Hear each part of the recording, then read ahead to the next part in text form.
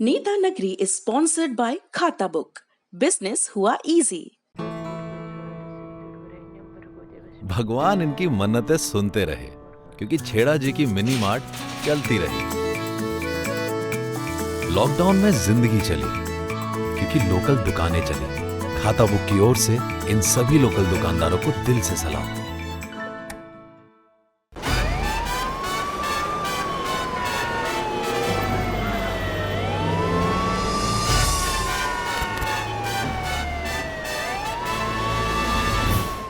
प्रधानमंत्री नरेंद्र मोदी के बयान के क्या निहितार्थ है? कांग्रेस की प्रतिक्रिया क्या उस ग्रेट असमंजस के बारे में बात कर रही है जो कांग्रेस को आजादी के बाद से अब तक घिरे रहा है? दूसरी विपक्षी पार्टियों का स्टैंड, खासतौर पर केरल के मुख्यमंत्री और कम्युनिस्ट नेता, उनका बयान जो उन्होंने कांग्रेस पर निशाना साधते हुए कहा, दूसरी रीजनल पार्टीज का स्टैंड, और क्या अब ये एक चुनावी मुद्दा रह गया है या नहीं रह गया है, और क्या इसने नरेंद्र मोदी के कद और कल्ट में और भी इजाफा किया है?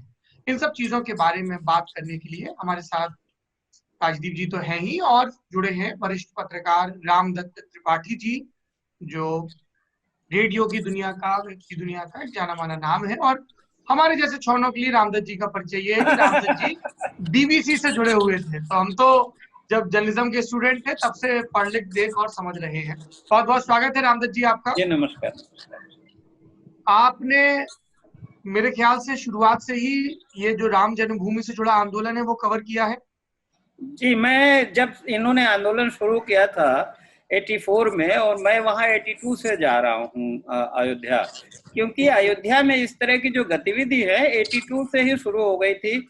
आपको याद दिला दें कि इंदिरा जी जब दोबारा सत्ता में आई थी और 77 के चुनाव में जो हारी थी, तो उनको लगा था कि जो माइनॉरिटीज वोट है वो अब उतना भरोसेमंद नहीं है। तो 82 में ही श्रीपत मिश्रा की सरकार थी, उन्होंने 42 एकड़ जमीन बिल्कुल इसी विवादित परिसर से सट के एक्वायर किया था राम कथा पार्क के लिए। और राम की पैड़ी का भी एक प्रोजेक्ट वहां शुरू हुआ था सरयू नदी से। और उसी समय 83 में ही जो राम प्राकट्योत्सव है वो बड़े जोर शोर से मनाया गया था। और रामनवमी में अचानक ज्ञानी जैल सिंह पहुंच गए थे वहां अयोध्या, जबकि एडमिनिस्ट्रेशन इसके लिए तैयार नहीं था कि राष्ट्रपति आए। तो मैं तो इसको तब से देख रहा हूँ। काफी दिलचस्प है। रामदत्त जी, जब हम इस तरह के आंदोलन को उसकी शुरुआती दौर में कवर करते हैं तो थोड़ा तो अंदाजा लगता है कि इसके लॉन्ग रन में पॉलिटिकल इम्प्लीकेशंस क्या होंगे। लेकिन जब आप 83-84 में, या जब ताला खुला 86 में, 85-86 में, या जब बूटा सिंह ने जाके एनडी तिवारी को कन्विंस किया कि शिलान्यास होने दो, या जब मुलायम सिंह गोली चली, तब ये लग रहा था कि एक दिन ऐसा भी आ सकता है कि मस्जिद तोड़ दी जाएगी, या फिर एक दिन ऐसा भी आएगा जब वहां पर भव्य राम मंदिर बनेगा। नहीं, हम तो देखिए पर्सनली ये हम सोचते थे कि जहां से शुरुआत हुई थी 1885 में जी, और जब राम चबूतरे पर मंदिर बनाने के लिए निर्मोही अखाड़ा ने कोर्ट में दरखास्त दी थी, लेकिन उसको डीएम ने मना किया। फिर डिस्ट्रिक्ट वहां के जो पंडित हरकृष्ण थे जज, उन्होंने कहा कि अगर ये अगल बगल बन जाएंगे मस्जिद तो इसमें खून खराबा होगा, अखाड़ा बर्बादी होगी। बहरहाल तो हमको ये लगता था बाद में, उस समय तो नहीं हुआ, कि शायद इस तरह का कोई फार्मूला निकलेगा कि मस्जिद पीछे पड़ी रह जाएगी और बाकी जमीन पे मंदिर बन जाएगा। मस्जिद गिर जाएगी ऐसा अनुमान, और उसके बाद इस तरह सुप्रीम कोर्ट सर्वसम्मति से, मतलब ये मानते हुए कि मस्जिद का गिरना गैर कानूनी है और सारी जमीन वहां देगा, ऐसा अनुमान नहीं था। क्योंकि जो एक्ट है, एक्ट में ये कहा गया था कि भाई वहां मंदिर और मस्जिद दोनों बनेंगे, इसलिए नरसिम्हा राव ने 67 एकड़ जमीन लिया था। और सुप्रीम कोर्ट ने भी पहला प्रेफरेंस यही दिया था केंद्र सरकार को कि वहां उनको 5 एकड़ मतलब जमीन दे सकते हैं, और अगर नहीं तब राज्य सरकार बाहर दे। तो इतना एक्सट्रीम पे जाएंगे, मतलब इतना मतलब देखिए दोनों धाराओं में यही फर्क था कि कांग्रेस किसी तरह एकोमोडेट करना चाहती थी, शायद उनके दिमाग में मॉडल था बनारस का या मथुरा का, लेकिन बीजेपी का यही था कि हम यहीं बनाएंगे उसी गुंबद के नीचे गर्भगृह रहेगा। तो बीजेपी की आज तो जीत हुई है। ये बात अलग है कि ये कानून बना के नहीं किया, अगर संसद से कानून बना के करते तो शायद मोदी जी का क्रेडिट और ज्यादा होता। सुप्रीम कोर्ट, लेकिन तब विरोध भी ज्यादा होता रामदत्त जी। अभी सुप्रीम कोर्ट से फैसला आया है तो भले ही इसीलिए सबने मान लिया इसको। मुस्लिम पर्सनल लॉ बोर्ड से जुड़े कुछ लोग विरोध करें, लेकिन वो सर्व स्वीकार है कि सुप्रीम कोर्ट का फैसला है। अगला सवाल मेरा आप दोनों लोगों से है, रामदत्त जी और राजदीप जी दोनों से। आप लोग लंबे समय से पत्रकारिता में हैं, संघ, भाजपा और दूसरे जो हिंदूवादी संगठन है उनके नेताओं से बात करते रहते हैं। उन लोगों के दिमाग में क्या रणनीति थी कि ये मंदिर आंदोलन की परिणति क्या होगी? जैसे अब उसको प्रोजेक्ट किया जा रहा है कि ये एक किस्म का कल्चरल रिनेसा है। उसकी तुलना 15 अगस्त की आजादी से की नरेंद्र मोदी ने अपने भाषण में। तो ये क्या संघ परिवार के दिमाग में था कि हम मंदिर आंदोलन को कहां तक ले जाएंगे, कितना जिसको हम लोग बोलते हैं कि पैराडाइम शिफ्ट कर पाएंगे? मैं आपको एक स्टोरी आज बताता हूँ। जी राजदीप जी। जब 1990 में अडवाणी जी ने ऐलान किया एक तरह से कि वो रथ यात्रा पर जा रहे हैं, तो स्वाभाविक है कि जब कोई बड़ा ऐलान होता है तो पत्रकार बड़े उत्सुक होते हैं कि हमें उसको कवर करना है। सच्चाई ये है कि जब सोमनाथ से अयोध्या रथ यात्रा शुरू होनी थी और सोमनाथ में पत्रकार का कोई तादाद नहीं था, इसलिए मैं एक जूनियर पत्रकार था 25 साल का। तब टाइम्स ऑफ इंडिया ने मुझे कहा आप जाइए सोमनाथ, वो कवर कर दीजिए, कोई यात्रा हो रही है अडवाणी जी की। और वो होते हुए जैसे वो यात्रा में लोग आने लगे, लोग जुड़ने लगे, तब एक तरह से सभी जो हमारे वरिष्ठ पत्रकार, जिसे आज आप मुझे वरिष्ठ कहते हैं, उस जमाने के वरिष्ठ पत्रकार सब कहने लगे हमें इस आंदोलन को कवर करना। कहने का तात्पर्य इतना है कि जब ये ऐलान पहली बार हुआ कोई एक्साइटमेंट नहीं थी, एक्साइटमेंट बढ़ने लगी। और 1990 के बाद जिस तरह से ये आंदोलन ने एक राजनीतिक मोड़ लिया, जिस तरह से लोग उससे जुड़ने लगे, अलग अलग क्षेत्रों से जुड़ने लगे, मुझे लगता है तब बीजेपी और संघ परिवार को उसकी असली ताकत का पहचान। राजदीप जी, मैं आपसे यहाँ पे नाइत्तेफाकी रखता हूँ। संघ को इस आंदोलन की संभावनाओं का अंदाजा था, इसीलिए उन्होंने इसको इतना बड़ा किया। आप रथ यात्रा की और भीड़ की तरह देख रहे हैं, संघ के दिमाग में वो 80 के दशक से ही था।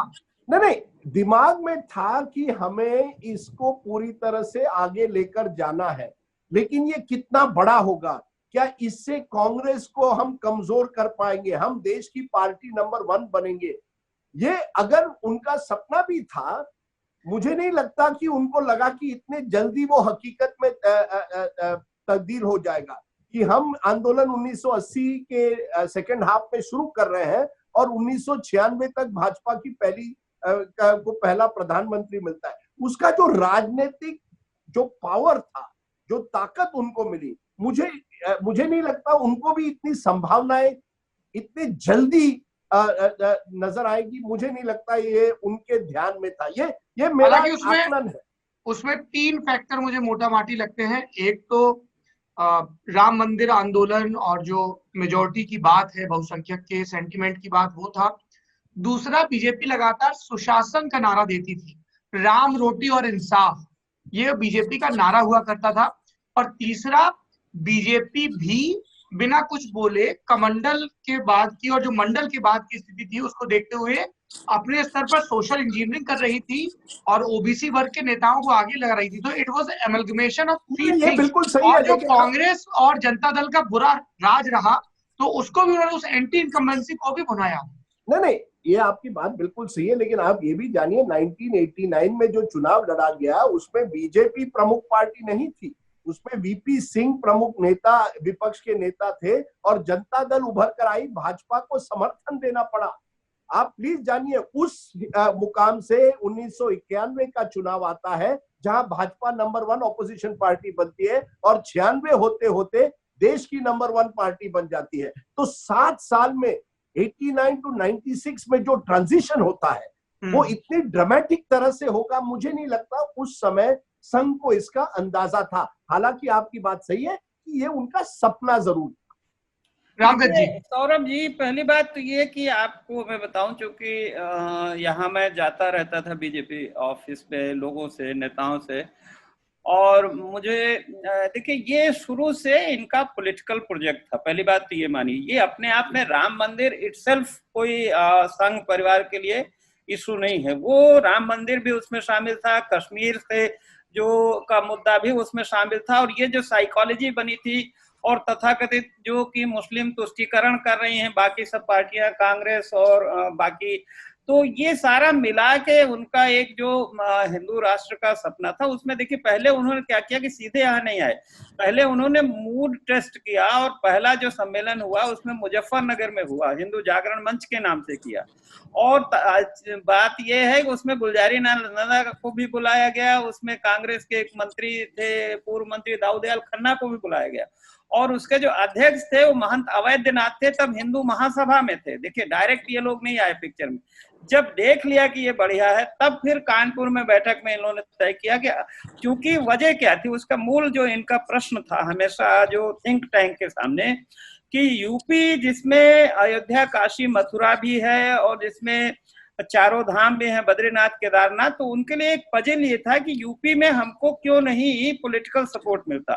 और उन्होंने रियलाइज किया कि कांग्रेस के पास मुस्लिम, दलित और ब्राह्मण है, और चरण सिंह, लोक दल वगैरह ये जो शक्तियां थी, इनके पास पिछड़ा वर्ग, जो डॉक्टर लोहिया कहते 100 में पाए जो है वो पिछड़े 60।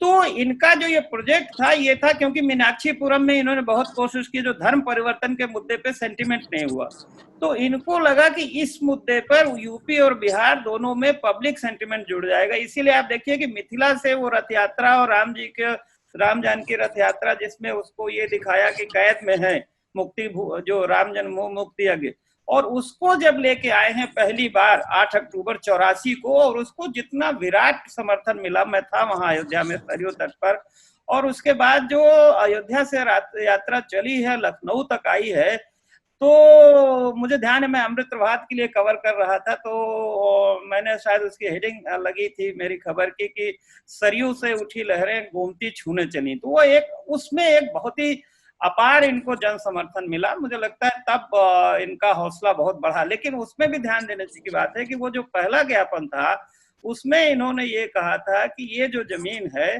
कांग्रेस सरकार नारायण दत्त तिवारी को ज्ञापन दिया था, उसको दिया जाए जो रामानंदी संप्रदाय के हैं, ट्रेडिशनल, जो राम के मैनेज करते हैं जगह, क्योंकि देखिए निर्मोही अखाड़ा वहां 1861 से था, उनके जो मुख्य आचार्य शिव रामाचार्य को दिया जाए।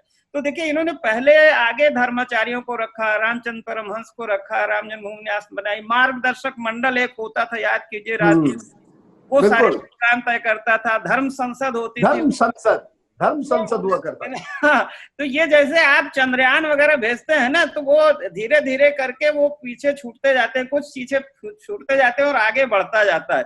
तो इसमें आडवाणी, उमा भारती, कल्याण सिंह, ये सब धीरे धीरे टाइम टू टाइम रिजेक्ट हो गए और आगे क्योंकि एक स्टेज के बाद, एक जस्ट सेकंड, जो अटल जी का और आडवाणी का मिजाज था वो इतना शायद आक्रामक शैली नहीं अपना पाते, इसलिए उन्होंने तीनों मुद्दों को किनारे भी रख दिया था सरकार चलाने के लिए। तो उनको लगा कि भाई ये नहीं, ये तो आडवाणी जी ने तो जाके जिन्ना को वो कह दिया सेकुलरिज्म का चैंपियन जी। और मुझे तो देखिए, माफ कीजिएगा, मुझे तो लग रहा था कि मोदी जी जितनी अच्छी अच्छी बातें कर रहे थे वो कुछ कुछ वैसा ही था जैसे पाकिस्तान की असेंबली में जिन्ना ने कहा था कि सब लोग अपने धर्म में मंदिर जाए, मस्जिद जाए, स्टेट का किसी से कोई मतलब नहीं होगा। ये जो गुडी गुडी बातें करना और उसमें व्यवहार लाना, कथनी और करने में बड़ा फर्क होता है। नहीं देखिए, लेकिन सहयोग देखिए सौरभ भाई, 84 अक्टूबर में इंदिरा गांधी की मौत होती है, उन्हें असैसिनेट किया जाता है। मैं सोचता हूँ अगर इंदिरा गांधी रहती, आंदोलन इसीलिए रुक गया था ना, रथ यात्रा दिल्ली पहुंचने वाली थी, फिर रुक गई। बिल्कुल नहीं, मेरा ये कहना है अगर इंदिरा गांधी प्रधानमंत्री रहती तो मुझे लगता है कहीं ना कहीं वो इस आंदोलन को कोऑप्ट कर लेती। हाँ। वो इस आंदोलन के साथ एक तरह से उनको अकोमोडेट करके अपनी राजनीति आगे बढ़ाती, जो राजीव गांधी नहीं कर पाए।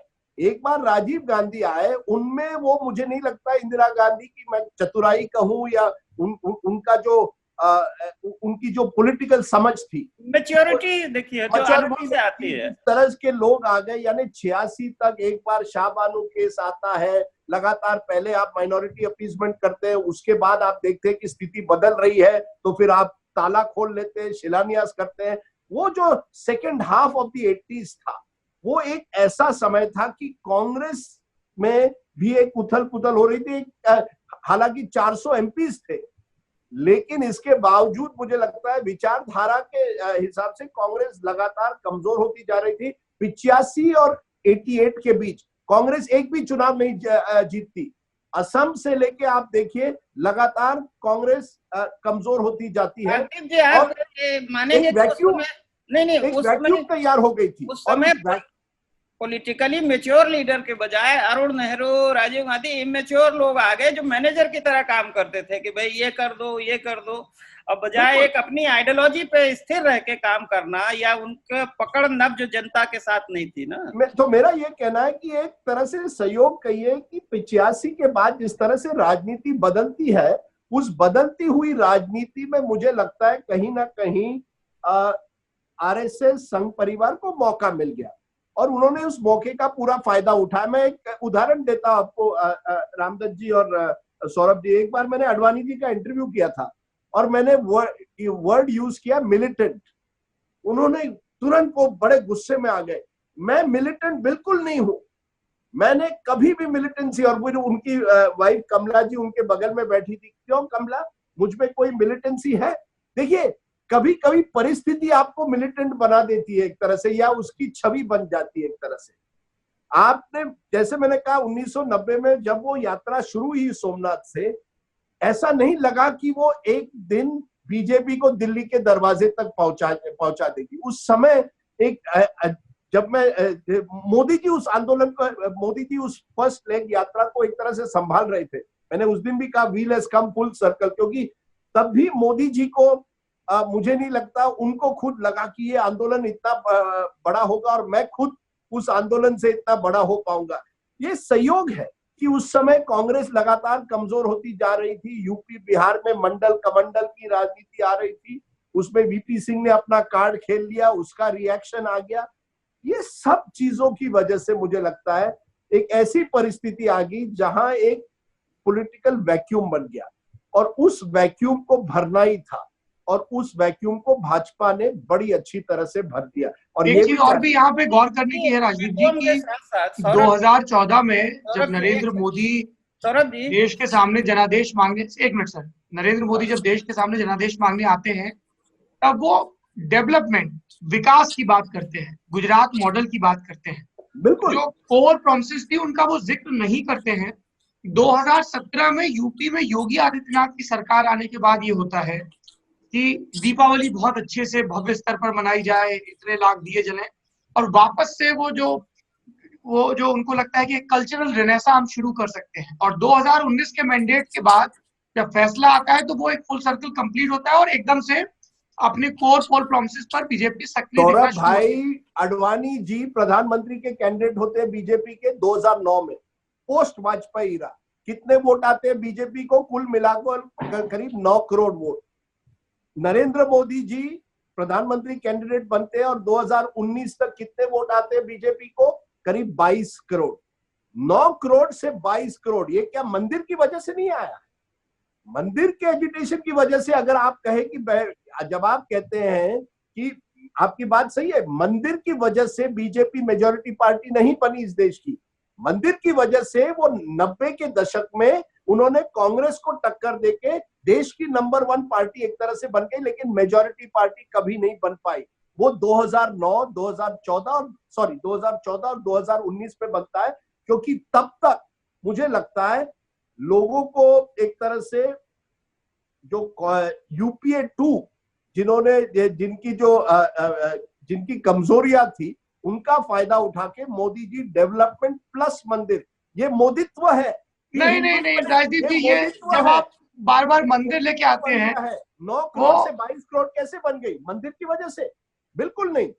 मोदी जी ने 2014 में कहा मंदिर का मुद्दा इतना भुना है। यही मैं आपको कह रहा हूं ना कि वो नेशनलिज्म और development, supreme leader, delivery, direct communication, बहुत सारे फैक्टर थे। इसके लिए मैं मोदित्व शब्द यूज करता हूँ, हिंदुत्व नहीं, मोदित्व। ये मोदी का जमाना है। Ji Ramdatt ji, we are missing two things important ji. ये उस दौर में याद कीजिए राजदीप जी, जब आडवाणी जी चले तब आप कहते हैं कि ज्यादा ध्यान नहीं हुआ, लेकिन जिस तरह से फिर वीपी सिंह और मुलायम सिंह और लालू यादव इन लोगों ने रिएक्ट किया, और जिस तरह से तो देखिए हमेशा एक हाथ से ताली नहीं बजती। जब ये एकदम चैंपियन बन के उभरे और ये लोग मस्जिद के या मुस्लिम के चैंपियन बन के, और देखिए इनमें होड़ थी, वीपी सिंह मुलायम सिंह में होड़ थी, कंपटीशन था। अलीगढ़ यूनिवर्सिटी जाके काली टोपी लगा के जाके जुलूस निकालना, फिर बंबई में जाके करना, तो एक परसेप्शन भी ये बना कि भाई केवल बीजेपी हिंदुओं की बात करती है और बाकी ये सब मुस्लिम परस्त है। जो ये मुस्लिम तुष्टीकरण शब्द इस्तेमाल करते थे उसको वजन मिला, वो मतलब लोगों के दिमाग में घर कर गया। दूसरी बात जो आप 14 के चुनाव के कर रहे हैं, हम तो यहाँ के रहने वाले हैं, इन्होंने देखिए ऊपर से था कि ये विकास अखबारों में या मीटिंग में वो था, लेकिन जो इनका ग्राउंड लेवल कैंपेन था ना, जो इन्होंने ढेर सारी हर विधानसभा क्षेत्र में जाके एक गाड़ी थी जो ले जाके इनको वीडियोस दिखाती थी, और गुजरात के और अयोध्या के, और वहां लोगों से ये कहते थे कि देखिए मोदी ने गुजरात में ठीक किया मुसलमानों को, क्योंकि वो यही मंदिर बनवा सकता है और यही देश भर में मुसलमानों को ठीक करेगा, जो हमारा कोर एजेंडा है, चाहे 370। ये रामदत्त जी कौन कहता था ये चीज? ये जो प्रचारक जो गांव-गांव डायरेक्ट 1 to 1 बात करते थे, गाड़ियां में ले जा करके, जो कैंपेन की एक अलग वो एक होती है, कैंपेन कई लेवल पे चलता है। आज भी आप देखिए सोशल मीडिया पे बहुत सारी बातें हो रही हैं, उसमें मथुरा की भी बात हो रही है, हिंदू राष्ट्र की बात हो रही है। अब विनय कटियार का भी स्टेटमेंट आया है। नहीं मेरा देखिए प्रमुख या मोदी जी नहीं कह रहे हैं, लेकिन अलग अलग लेवल पे ये चीजें होती हैं। जो बीजेपी की प्रचार गाड़ियां गई थी गांव-गांव और घर घर, गुजरात मॉडल से एक अभिप्राय ये भी था कि भाई ये थोड़ा दबा के रखना। मैं आपको पूछता हूँ, देखिए मैं आपको बताता हूँ, पिछले चुनाव में जो हमारे यहाँ माली है वो हमेशा बसपा या सपा को वोट देता था। मैंने पूछा भाई इस बार कैसा रहे, कहा साहब वोट तो इन्हीं को देंगे। किसको? कहा मोदी को। तो क्यों? क्योंकि साहब इनके राज में मुसलमान दब के रहते हैं। तो देखिए अपेक्षाएं इन्होंने डेवलपमेंट वगैरह तो सब कहने की बात है, आज भी कौन डेवलपमेंट, आज तो कौन से आर्थिक संकट है, आज कोरोना है, इसके बावजूद ताली क्यों बज रही? तो ये है कि भाई हिंदू प्राइड के ये है, अच्छे हैं बुरे हैं, ये हमारे हैं और ये हिंदुओं के नेता है, हिंदू हृदय सम्राट। लेकिन फिर भी स्ट्रेटेजी कई, लेकिन रामदत्त जी और सौरभ स्ट्रेटेजी बदली। देखिए 89 to 93 में जिस तरह के भाषण हुए, जिस तरह से उन्होंने उसे अग्रेसिवली लिया, जिसकी वजह से दिसंबर 6 92 की घटना होती है, उसके बाद राइट्स होते हैं, वहां से 95 के बाद एक नया मोड़ आता है जहां बीजेपी को लगता है चलिए अब संविधान के जरिए कोलिशन पॉलिटिक्स बनाते हैं, और जिस तरह से वाजपेयी जी को चेहरा बनाया जाता है। देखिए 95 में जब बंबई में सेशन होता है, आडवाणी जी कहते हैं वाजपेयी हमारा चेहरा, वाजपेयी जी हमारा चेहरा बने, और यानी आपको उस समय पता चला कि एक सीमा थी, केवल मंदिर एजिटेशन से हम देश की राजनीति पर अपने आप को नंबर 1 पार्टी नहीं बना पाएंगे। हम कांग्रेस को कमजोर बना पाएंगे, जो धर्मनिरपेक्ष ताकतें हैं उनको कमजोर बना पाएंगे, लेकिन 95 के बाद एक मॉडरेट इन्फ्लुएंस आता है, इसलिए वाजपेयी जी को चेहरा बनाया जाता है ताकि आप सरकार बना सके। कोलिशन का जमाना है, ये चलता है 2005 तक।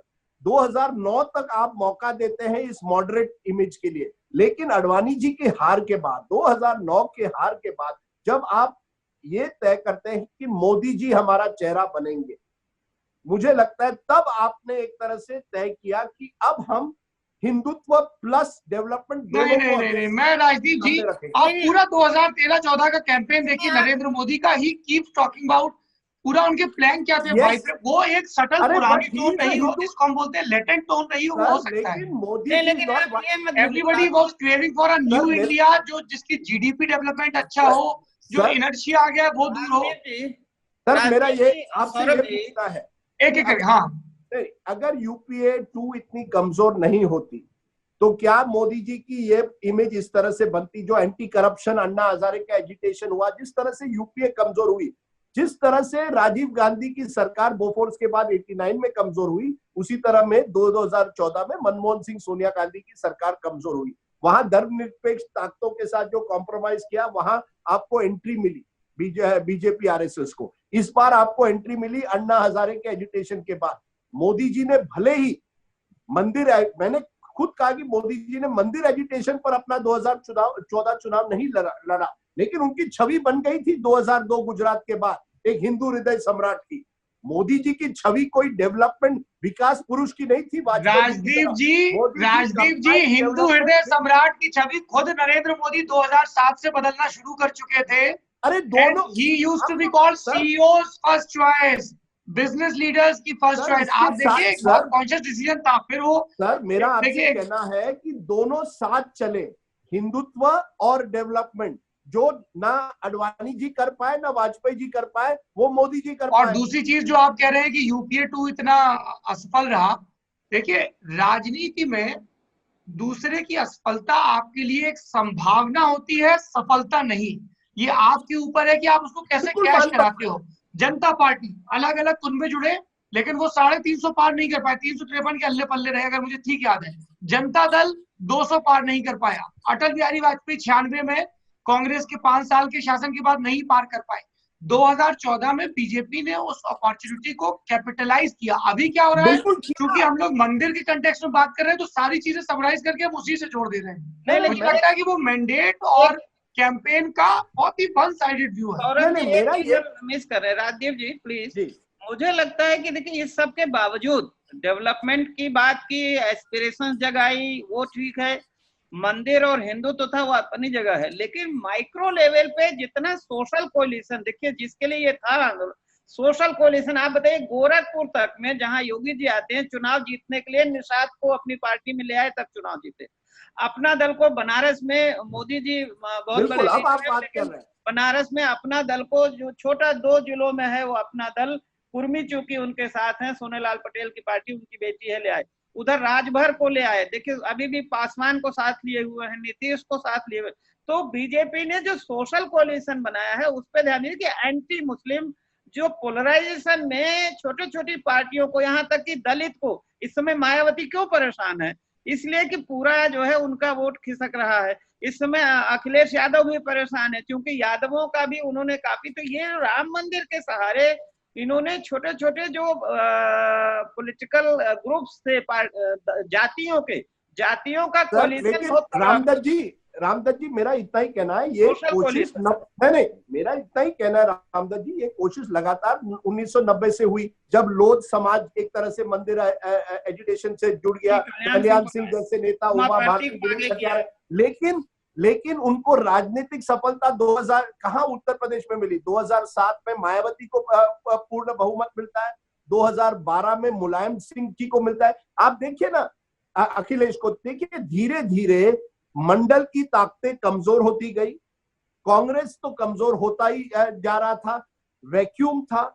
बीजेपी ने मंडल और मंदिर को एक तरह से साथ मिलाया, वहां मार्केट भी था, जो आज सौरभ बात कर रहे सीओ की, लेकिन सीओ चुनाव नहीं जिताते आप, खास करके उत्तर प्रदेश, बिहार और उत्तर भारत में जीते जब आपका सोशल कोलिशन सही होता है। ये सोशल इंजीनियरिंग है। ये समय की कमी है। मेरे 2 सवाल है सीधे मंदिर के साथ सोशल इंजीनियरिंग को आप भूल। मैं आपको यही कह रहा हूँ कि वो कई चीजों का एमल्गमेशन है। मेरे 2 सवाल है सीधे, समय की कमी है। एक सवाल ये है कि कांग्रेस की जो दुविधा है, रामदत्त जी, ये दुविधा तब भी थी क्योंकि बूटा सिंह को बहुत कन्विंस करना पड़ रहा था, एनडी तिवारी को। फिर नरसिम्हा राव खड़े होके बोलते हैं कि हम बाबरी मस्जिद दोबारा बनवाएंगे। राहुल गांधी बोलते हैं कि कोई गांधी होता तो मस्जिद नहीं गिरती। फिर वो मैं जनेऊधारी, मतलब एक समझ में ही नहीं आ रहा है। कमलनाथ ईंटें भेज रहे हैं, दिग्विजय सिंह मुहूर्त की बात कर रहे हैं, कोई नेता कुछ और कह रहा है। उसकी वजह है कि देखिए कांग्रेस में अब वो कन्विक्शन वाले लीडर नहीं रहे ना। सुविधा वाली बात है कि जो पीढ़ी संघर्ष से आई थी और जिन्होंने सबका समन्वय किया था, उसमें हर एक विचारधारा को लेके, लेकिन उनका जो मूल था कि ये देश सबका है, ईश्वर अल्लाह तेरो नाम सबके सन्मति दे भगवान, वो जो मूल वो था, वो अब उससे कांग्रेस में वो देखिए संघर्ष से आती है। आप जब राजमहल में तीसरी पीढ़ी जब आप कारपोरेट टेक ओवर करते हैं, अब आप सोचिए कि धीरू भाई अम्बानी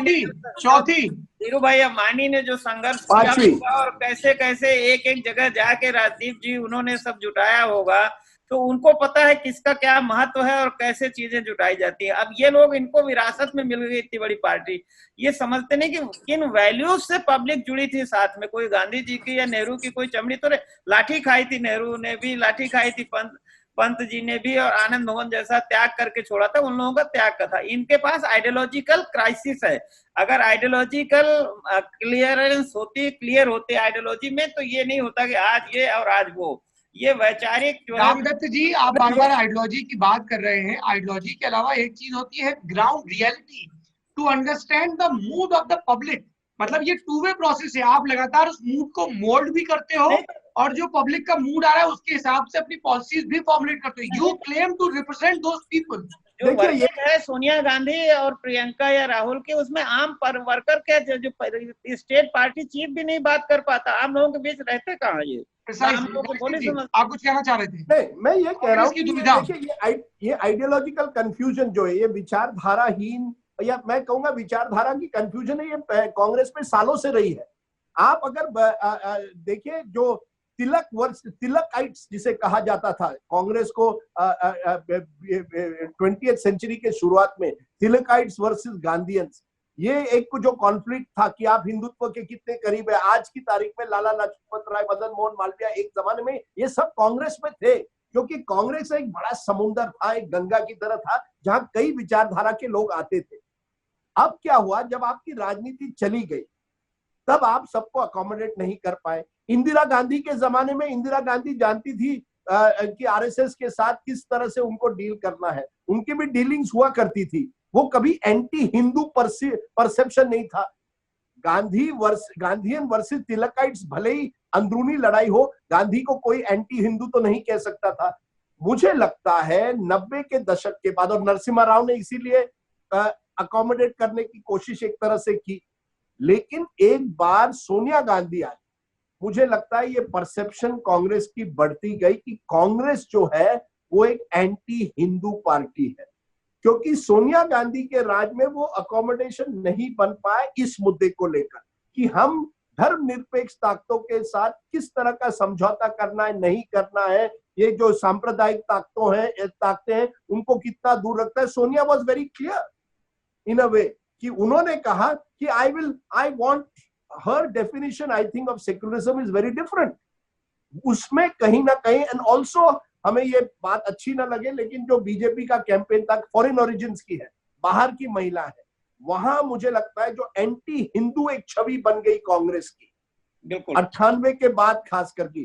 धीरे धीरे बीजेपी ने तो शुरुआत तो की थी, तब कहा था यू आर स्यूडो सेक्युलर, लेकिन धीरे धीरे स्यूडो सेक्युलर से राजीव गांधी को आपने स्यूडो सेक्युलर कहा, सोनिया गांधी को कहीं ना कहीं आपने एंटी हिंदू और प्रो मुस्लिम कह दिया। राजदीप जी, शरद पवार ने क्या कहा था जब अलग पार्टी बनाई थी?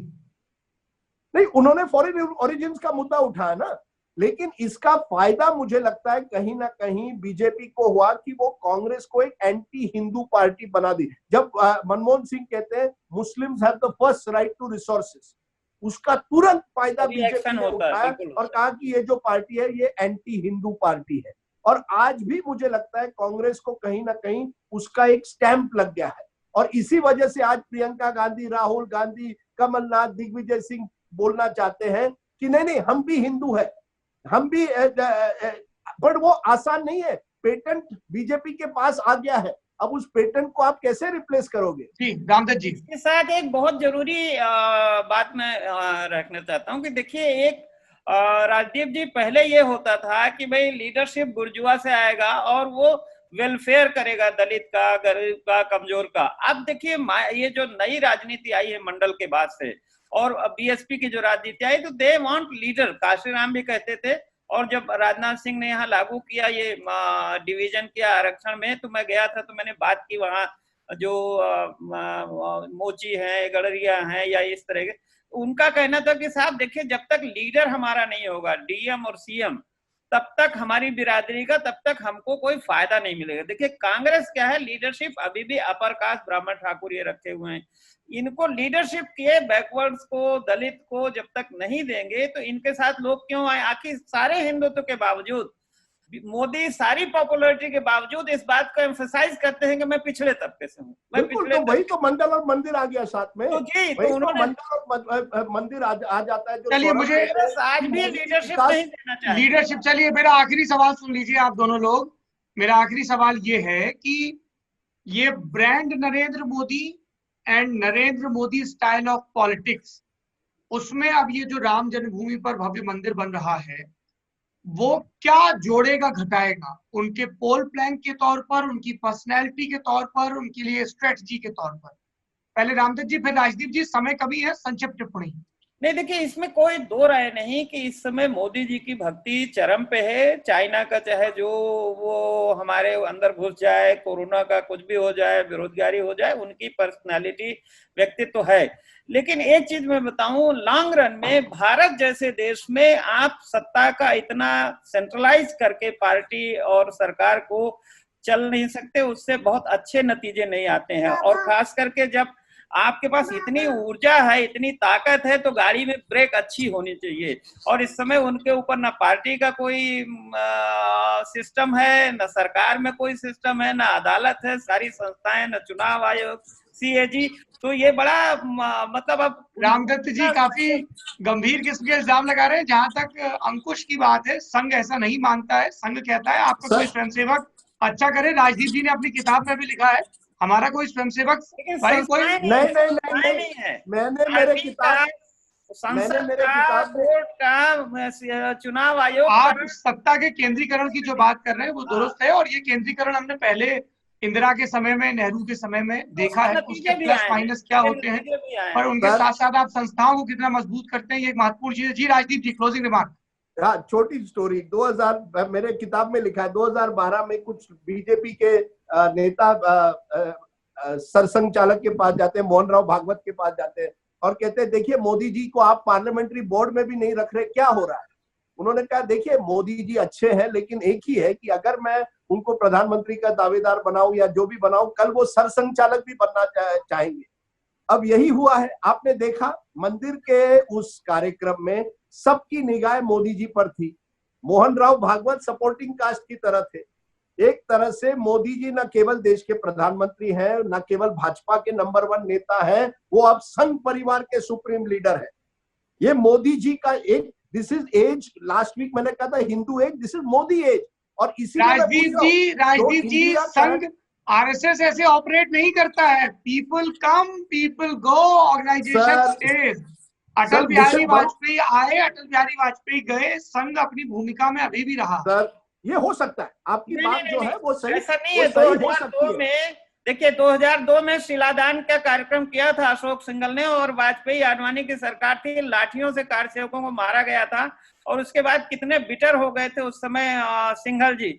वाजपेयी जी डेफिनेटली हम कह सकते हैं कि वाजपेयी जी ने संघ को थोड़ा नीचे कर दिया था, चाहे उस समय के सरसंघ चालक की वजह से। मैं ये नहीं कहता अशोक सिंघल कितना कटु हो गया। पर मैं कह रहा हूँ कि व्यक्ति की अपनी सीमाएं होती हैं, उम्र की भी, शक्ति की भी, सौरभ भाई, संगठन की नहीं होती। सौरभ भाई, मैं ये नहीं कह रहा कि मोदी जी ने संघ परिवार को कमजोर किया, आरएसएस को, लेकिन उन्होंने किया है भाई, मजबूत हुआ है संघ, बिल्कुल किया है। लेकिन उन्होंने अपने आप को एक तरह से इस लेवल पर ले गए हैं एज अ सुप्रीम लीडर कि सबकी निगाहें एक तरह से उन पर है। जो आप कहेंगे मोदी जी आएंगे जाएंगे, ये सही हो सकता है। देखिए 70 की दशक में कांग्रेस को इसका आज भुगतना पड़ रहा है नुकसान, कि एक तरह से Indira is India, India is Indira. नहीं राजदीप जी, आप ये जो तुलना से मैं सहमत नहीं हूँ, क्योंकि बीजेपी लगातार अपने संगठन को मजबूत करने पर काम कर रही, चाहे वो नए सोशल कॉम्बिनेशन हो, चाहे ऑर्गेनाइजेशनल स्ट्रक्चर हो। यही कह रहा हूँ कि कांग्रेस और भाजपा में शायद अगर फर्क हो तो यही है कि 1970 के दशक में इंदिरा अपने एक तरह से टॉप पर थी, लेकिन संगठन कमजोर होता गया। अब क्या है कि मोदी जी टॉप पर है।